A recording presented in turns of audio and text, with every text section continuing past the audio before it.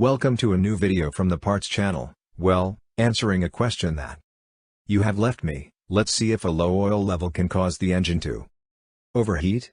Let's see, if you have a very low oil level, to think that you have the oil in the minimum line, while the vehicle is circulating flat, you can access, although perhaps with a little difficulty, the oil pump can access the oil, to think that we do not always travel on level ground.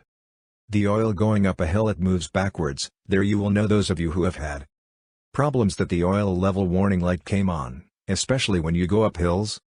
Because the oil pump does not access the crankcase oil well, then when it does not access, what happens? That the vehicle does not have that oil to lubricate the parts, then friction occurs between the parts, and that what it does is an increase in temperature inside the engine, apart from premature wear, and it could reach the worst of the cases, or over time this could cause an engine seizure or engine breakdown. The oil level is always close to the maximum, okay?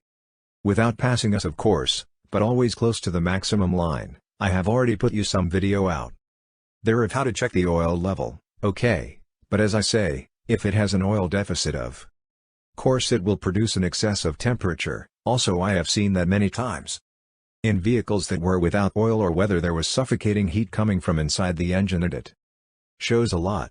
The same as in vehicles, you also have videos out there if you want to see a video with the noise that a vehicle makes with a damaged oil pump, that sound of the tacks brushing against the camshaft cams, and this is noticeable when removing the oil cap.